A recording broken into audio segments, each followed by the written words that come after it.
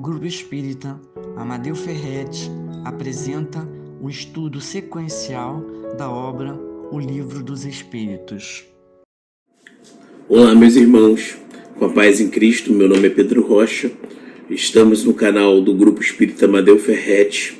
Hoje vamos falar sobre o Livro dos Espíritos, o capítulo 7, as perguntas 361 a 366. Vamos falar sobre as faculdades morais e intelectuais do homem encarnado. Então, para isso, peço que vocês se inscrevam no canal que fala sobre a doutrina espírita de uma maneira pura, sem misticismos, e pedimos que vocês ativem as notificações, porque tem um ciclo de vídeos e toda vez que tiver um vídeo novo, vocês vão receber as notificações. Mas para isso, para a gente iniciar nossos trabalhos, vamos fazer uma prece, vamos elevar nosso pensamento e agradecer. Senhor de amor e bondade, agradecemos a oportunidade de estarmos aqui, unidos e reunidos em seu nome para falar dos ensinamentos de Cristo, para falar sobre o Evangelho, para falar sobre o Livro dos Espíritos, para falar sobre a doutrina espírita. Agradecemos a oportunidade que temos de nos envolver nessa doutrina tão esclarecedora e realista, para que possamos desenvolver as nossas faculdades morais e intelectuais. Hoje, Pai, 21 de abril de 2025, o dia do desencarne do Papa Francisco, que ele possa ser recebido pelas esferas de alta magnitude terrestre. Agradecemos a oportunidade e que assim seja. Meus irmãos, retornamos aqui com a pergunta 361 do Livro dos Espíritos. Qual é a origem das qualidades morais boas e más do homem? Aí a resposta: são as do espírito nele encarnado. Quanto mais puro é o espírito, tanto mais propenso ao homem ao bem. E tem uma letra A, seguir-se-á daí que o homem de bem é a encarnação de um bom espírito e o homem vicioso é de um mau espírito? A resposta: sim. Mas antes dizem que o homem vicioso é a encarnação de espírito imperfeito, pois do contrário poderias fazer crer na existência de espíritos sempre maus, que jamais de demônios. Então o livro dos espíritos, a espiritualidade, ela era categórica em enfatizar que não existem espíritos maus. Os espíritos maus são aqueles que são propensos pela eternidade a serem maus, o que vulgarmente chamam de demônios, e sim imperfeitos. Nós estamos na categoria de espíritos imperfeitos, que ainda temos vícios morais e vícios intelectuais. E para que a gente possa se desenvolver, nós temos que desenvolver tanto a moralidade quanto a intelectualidade. A pergunta 362. Qual o caráter dos indivíduos que encarnam espíritos desaciados, e levianos? Os indivíduos estúrdios, maravilhosos e não raro criaturas malfazejas. Então, os espíritos levianos ainda são aqueles espíritos que ainda se encontram com mais tendências negativas do que positivas. Esses espíritos, eles ainda necessitam do mal e ainda se comprazem no mal. Um exemplo na nossa vida cotidiana são aqueles espíritos que ainda se comprazem no crime. Eles acham que ser criminoso é você estar dentro de uma sociedade ou não compreender a sociedade de uma maneira correta, E eles ainda valorizam aquilo. Os ídolos deles são criminosos, eles querem ser pessoas criminosas, e se comprazem com isso. se satisfazem com o mal. A diferença é essa. Quando o espírito ele vai se depurando, ele, mesmo que ele queira cometer o crime, ou ele tem pensamentos maledicentes, ele se retrai e ele consegue dominar as más tendências. Porque quando a gente vai analisar a psique do homem encarnado, todos nós passamos por situações em que queríamos fazer coisas ruins, mas aqueles que extravasam ao mundo das ideias e cometem coisas ruins, eles vão ser julgados pela lei dos homens. E aqueles que conseguem se segurar, eles vão dominando os maus pensamentos, os maus intentos, e conseguem, através de um exercício mental, se aprimorar e um dia deixar de ter esses pensamentos ruins. Certa feita, num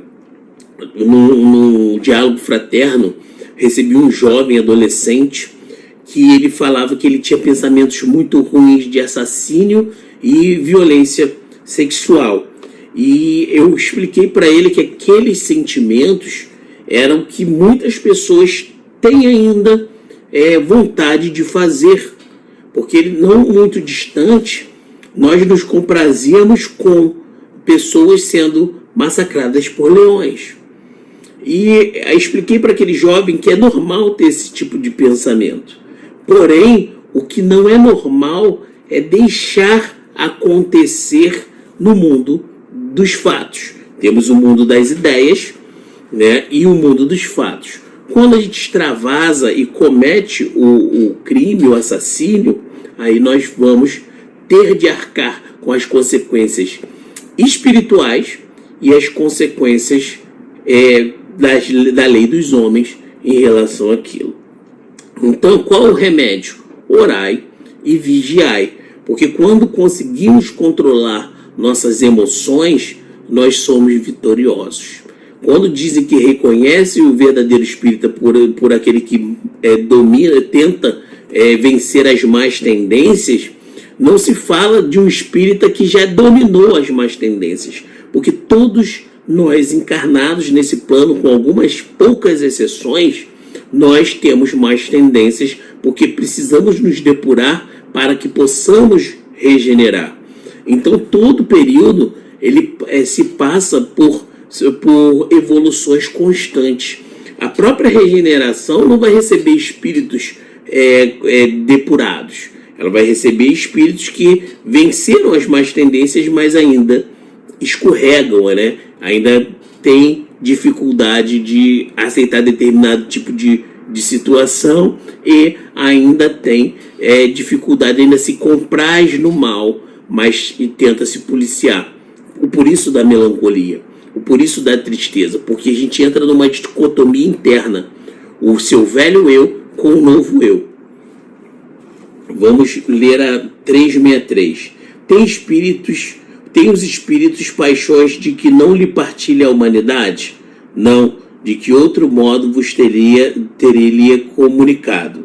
Né? Então, assim, os espíritos têm paixões que não partilham da humanidade, coisas tão absurdas que a humanidade nem viu? Não, porque você querer alguma coisa, para você querer alguma coisa, você já tem que ter vivenciado ela ou conhecido, né? O mesmo espírito dá ao homem qualidades morais e as dá inteligência, certamente. Isso é a virtude do grau de adiantamento que se haja elevado, pois o homem não tem em si dois espíritos. Então, o espírito ele pode ser moralmente elevado e ter o desenvolvimento intelectual um pouco atrasado em relação à sua moralidade, o que é muito difícil acontecer, tendo em vista que a inteligência ela é mais fácil você aprender de forma intelectualizada do que você aprender de forma moral, ter o equilíbrio emocional. Então é muito mais difícil, mas pode acontecer? Pode, porque não tem variáveis. O mundo espiritual ele não tem uma fórmula pré-definida.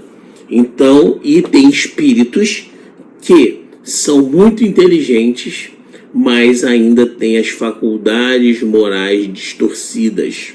Eles têm o pensamento distorcidos, né? Porque alguns homens muito inteligentes, o que indica acharem-se encarnados neles espíritos superiores, são ao mesmo tempo profundamente viciosos.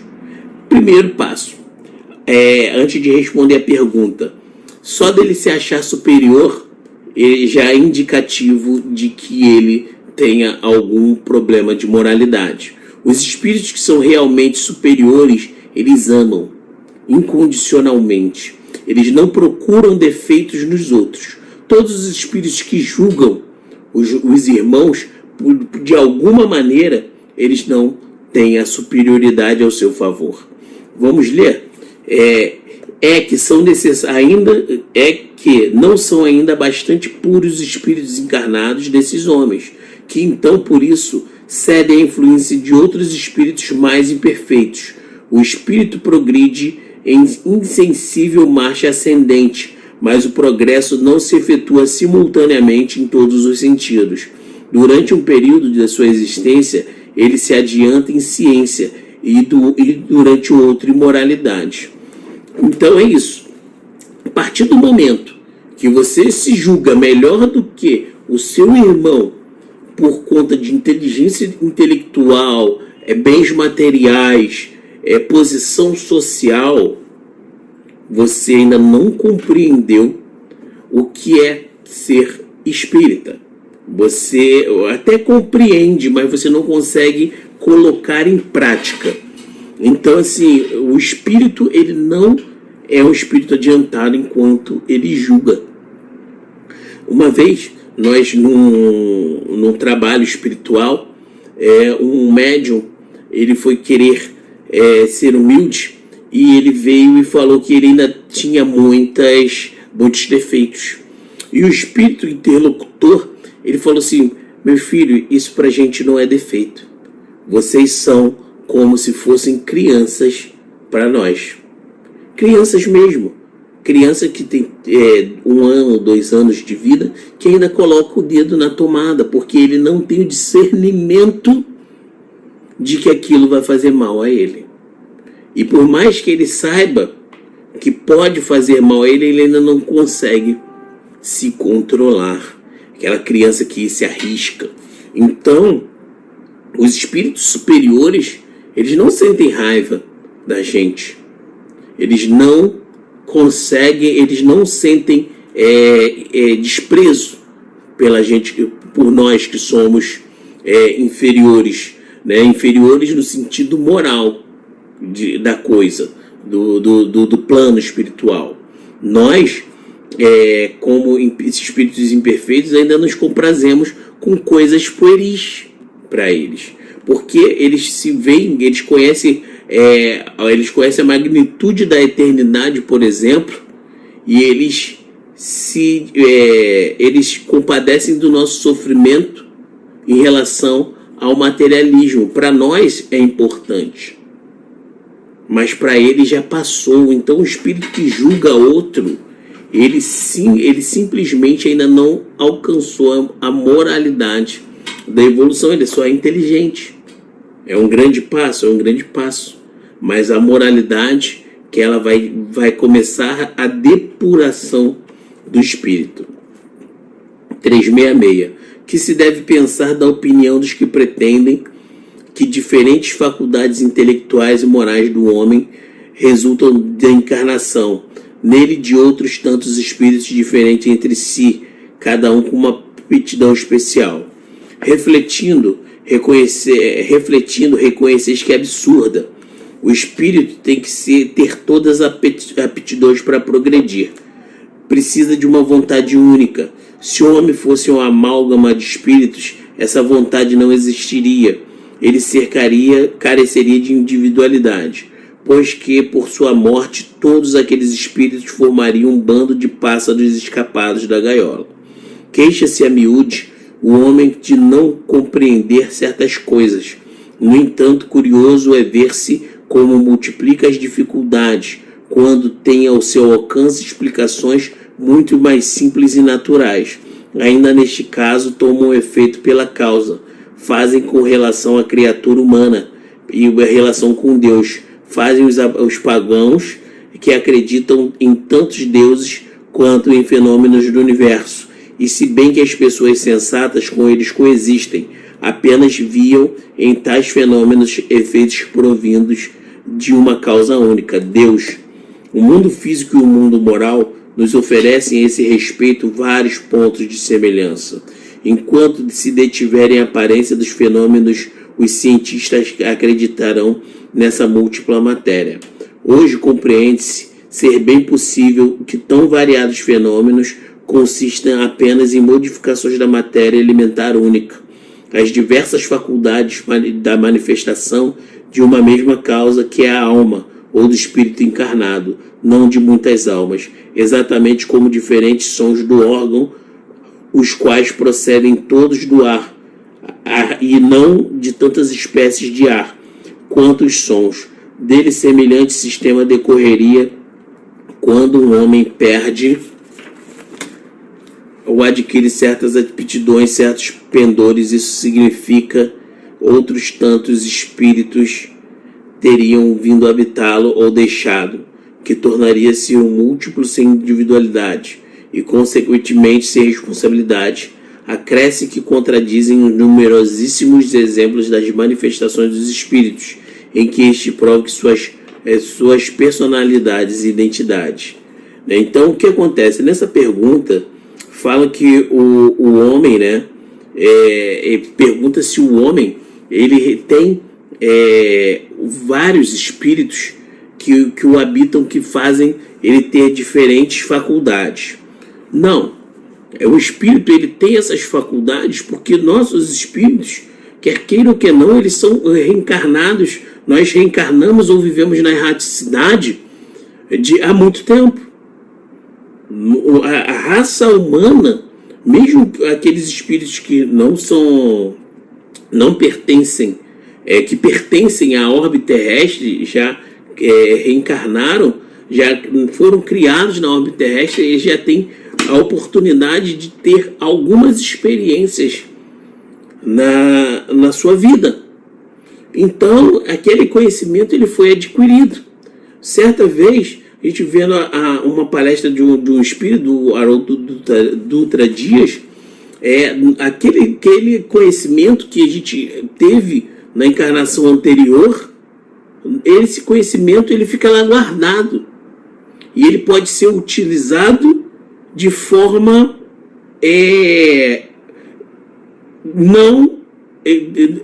de forma intuitiva.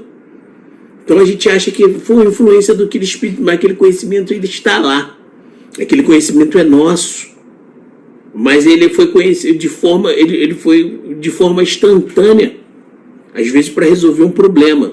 Vou dar um exemplo para vocês nos sonhos. Às vezes a gente acha que consegue fazer tanta coisa no desdobramento da alma, e quando a gente retorna para o corpo, a gente não consegue mais nem criar soluções para aquilo. Por quê? O corpo, quando o espírito está livre, ele tem acesso às memórias dele. Mas só que a gente tem o limitador cerebral, o limitador da carne, por conta do véu do esquecimento. E essa fala do Haroldo Dutra Dias foi bastante interessante. Ele falava o que seriam das escolas de idiomas se nós lembrássemos de todos os idiomas que já falamos alguma vez. Então esse conhecimento ele está lá. Às vezes ele é utilizado de forma inata, mas ele está lá, ele pertence ao espírito, ele não é oriundo de outros espíritos. Esse conhecimento ele é necessário para a evolução do espírito no momento certo, e ele poderia atrapalhar a evolução do espírito naquela encarnação. Exemplo, se aquele espírito ele tem que passar por uma existência na pobreza, e ele tem conhecimentos de medicina avançadas, porque ele foi um médico que utilizou mal a medicina numa encarnação anterior, e ele tem aquele conhecimento de medicina, e ele consegue acessar aquele conhecimento. O conhecimento no mundo material, ele acaba se tornando matéria, finança, pecúnia, dinheiro. E ele vai falir naquela missão dele de ser uma pessoa, ou missão ou expiação, de ser uma pessoa de origem pobre, ou em permanecer na pobreza. Porque a pobreza, às vezes, as pessoas pensam que ela é uma expiação sempre. Não, a pobreza ela pode ser uma missão, porque a riqueza ela poderia deturpar a missão. Então a gente tem que lembrar que todos nós temos uma missão, um propósito quando vamos reencarnar. Aquele propósito ele pode ser maior ou menor de acordo com o nosso adiantamento, mas podemos falir. Olha só, vou dar um exemplo clássico para vocês. Leon Denis, ele era o substituto de Kardec, caso Kardec falisse. Olha o espírito de Kardec, a responsabilidade que ele teve de codificar uma doutrina. Era um espírito que é mais evoluído moralmente e intelectualmente que a maioria, para receber uma missão de ser o guia de uma religião. E a espiritualidade superior estava preocupada se ele não cumprisse a missão dele, teria um substituto para o mesmo. Então, nós que temos missões menores, mas não menos importantes, elas são menores, mas não menos importantes, podemos falir. E algumas coerções, elas são necessárias para evitar que nós falíssemos. Esse exemplo eu não tenho a fonte correta, atribuem a Chico, e dizem, né, que essa irmã ela reencarnaria com um corpo feminino delineado, né, aquele corpo violão, e ela foi lá na programação espiritual, pediu para reencarnar com um corpo não tão atraente, porque aquele corpo que ela receberia poderia intervir na missão dela. Então o espírito se conhece. Se o espírito ele poderia vir de uma outra família, poderia atrapalhar a evolução dele. Então todo o nosso conhecimento adquirido, ele está lá. Ele está lá. Nós que devemos saber que a nossa consciência, ela trava, a nossa memória, ela é travada para o nosso bem. Meus irmãos, estamos encerrando o nosso estudo do Livro dos Espíritos hoje, e eu gostaria de agradecer mais uma vez a oportunidade do Grupo Espírita Amadeu Ferretti me convidar para fazer esse estudo de maneira virtual, para que possamos juntos trabalhar e aprender na doutrina espírita, para que juntos possamos evoluir de maneira individual e coletiva. Então, deixo o meu abraço e até a próxima oportunidade. Mas antes eu vou pedir para vocês fecharem os olhos de vocês, elevarem o pensamento, para que a gente possa fazer a nossa prece de despedida, a nossa prece final dos trabalhos de hoje.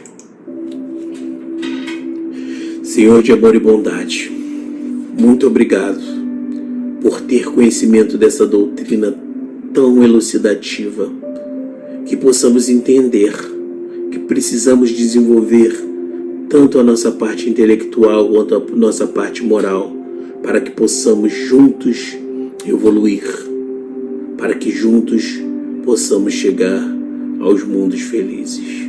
Mas por enquanto, Pai, que ainda não conseguimos por conta dos nossos comportamentos e dos nossos sentimentos ainda animalizados, que o Senhor nos dê a oportunidade de nos mantermos firmes e que quando escorregarmos consigamos nos perdoar, consigamos perdoar a falha do irmão, para que um dia possamos desenvolver o sentimento de amor aos pecadores.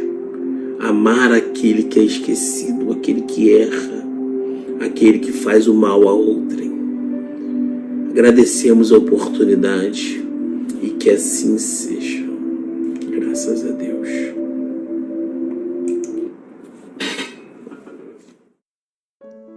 Convidamos a todos para assistirem à nossa próxima palestra. Aguardamos vocês!